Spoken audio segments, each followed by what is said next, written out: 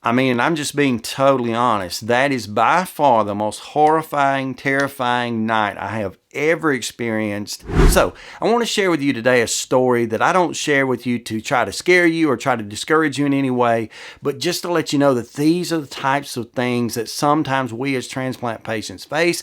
Things like this story that really, in my past looking back, it is burned within my mind, and to this day, to an extent, it kind of horrifies me even to think about it, okay? So I was really about 24 hours out of transplant, I guess, and I've shared with you before that my recovery in the first 24 hours is really unbelievable. However, that does not imply that I did not have some level of fear, anxiety, and even a little bit terrified of what was to come in the next few days. I was a little bit anxious, stressed out, and just kind of disturbed in general by the fact that there was so much unknown out there, and I really didn't know how to share and how to function inside of that. However, in the CIC unit of UAB Hospital, at least at that time, those CIC units, I think there were probably, if I had to guess, about 30 beds within the unit.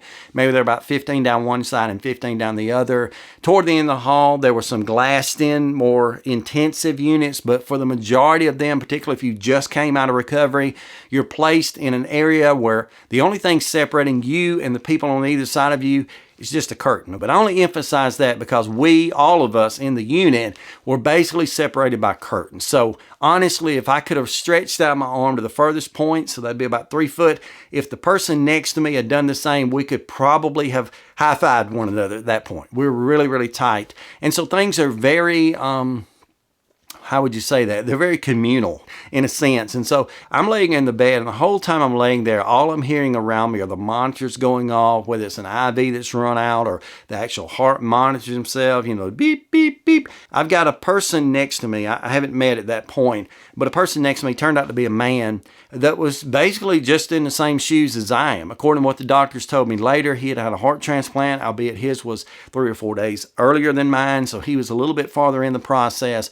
But he was laying there next to the bed with me. The only thing separating us again were the curtains, and I began to hear trouble over in his area. The heart monitors were beginning to get out of rhythm, beginning to go off, and finally, at one point, even flatline. It was still disturbing, particularly when I started hearing the nurses and all the staff and even some doctors, I think, eventually came rushing over to his assistance, and you could hear CPR, you could hear different calls for medications going on, and eventually, I even heard the paddle, the famous paddle scrub, the clear, and boom. I mean, they tried to attempt it at least to shock him, to revive his heart back in rhythm and to bring him back. And thankfully, they did. On that occasion, they certainly did. He came back too. And one of the things that caught my attention immediately was how quickly he started to talk again. He started to sit up in the bed, and he acted as if nothing at all had happened. Of course, the doctors are trying to explain to him, you need to remain still, you need to be calm. Here's what has kind of sort of happened. They're vague about it, but just to try to tell him to be calm, not to worry. They had things under control. And I remember the sense of relief that fell over me because I thought, I really hated it for this guy. I was praying for him. I was afraid for what was happening next door. And that probably at that point, even then, kind of ramped my anxiety up just a little bit higher because already I'm thinking, here's a guy who's had a heart transplant. He's now crashed, code blue on him. And so I'm beginning to kind of feel a little bit more anxious about my situation, but not as anxious as I would be when that had not occurred just that one time, but occurred multiple times throughout the night. I know there were at least 3, maybe 4 more occasions when the same situation happened. I don't know the time frame that passed because we didn't have clocks that we could see or anything. I would assume an hour or 2 maybe passed between some of these, but immediately the same thing would happen. Code blue would come over the intercom. You could hear his nurses busting in, staff running in, crash carts. Same thing would happen. There would be efforts to revive him, including the paddles and all that goes along with that. And they eventually brought him back. And I can remember one thing that was, I guess you'd say would be annoying, except for I knew what he had been through. He would kind of begin to sing in his bed. He would sing everything from rock and roll to country music to even some religious type songs. And he would pray out loud and thank God for allowing him to pull through. And I remember at one point, again, having not seen him as of that point, but I remember at one point just kind of saying, hey, buddy, I'm praying for you over here as well. You definitely have my prayers, and I'm pulling for you. And that's the situation he was in. And that went on several different times through the night. Every time that it happened, I think I was probably a little bit less anxious because I was, pretty positive that, yeah, this is happening again. I hate it. I'm listening to the monitors flatline and all that's going on. But they continue to come back and they continue to resuscitate him, revive him, and to bring him back. Up until the point, it was either the fourth or fifth time, I'm not sure, they came in, the same routine went on. However, this time, instead of this going on for a minute or maybe two, I don't know how long, it went on for a long time. If I had to guess, looking back now, there may have been 20 to 30 minutes that had passed. You could continue to hear the panic in the room. There were so many people that my curtain was being pushed nearly up against my bed because they had gotten around in his small space, and it was awful. It was terrible to hear and to kind of witness, and albeit I had not seen anything at that point, but that went on for a long time, 20, 30 minutes, until finally I heard that horrifying sound and those words come out when they said, time of death, and they called the man's time of death. And it was at that moment that I became completely terrified, horrified, scared to death, scared out of my pants, to think about the fact that here's a man who's had a heart transplant just like I have.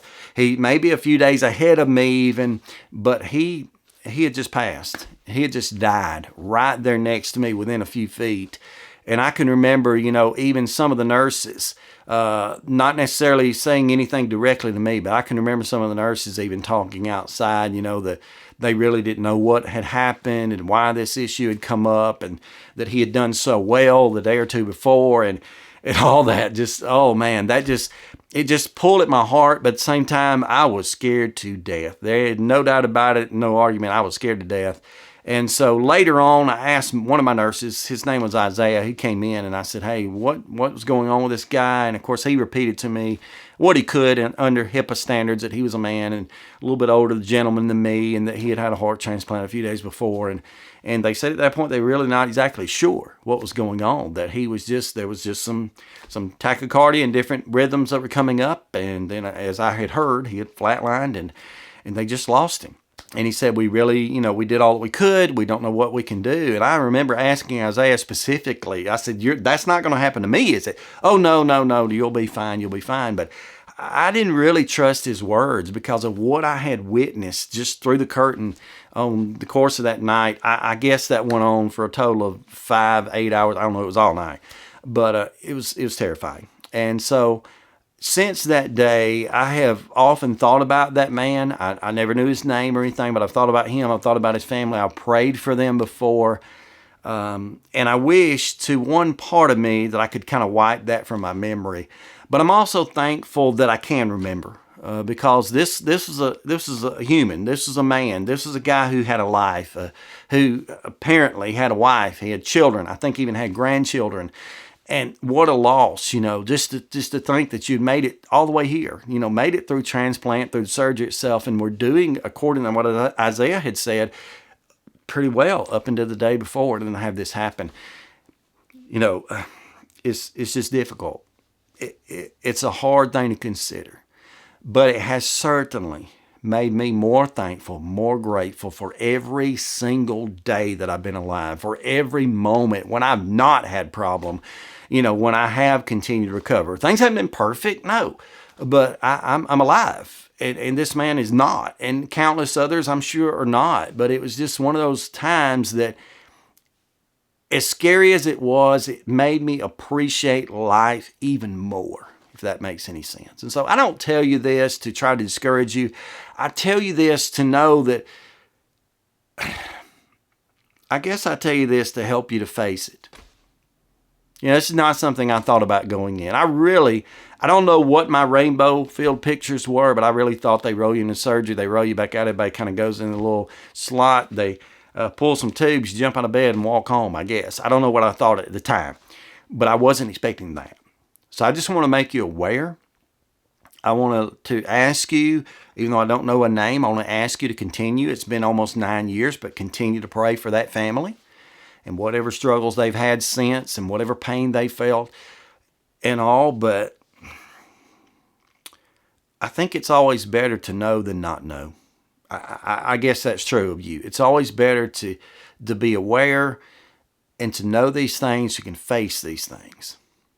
Anyway, not the most thrilling story I've ever told, but I wanted to share that's the most horrifying, terrible, horrifying experience I've ever had. And, you know, I in some ways, I'm better for it. I'm better for it. So I hope that you're doing well. I hope you're not. I hope you don't have any stories like that to share, as a matter of fact. But if you do, you know, I don't know what you need to do with those.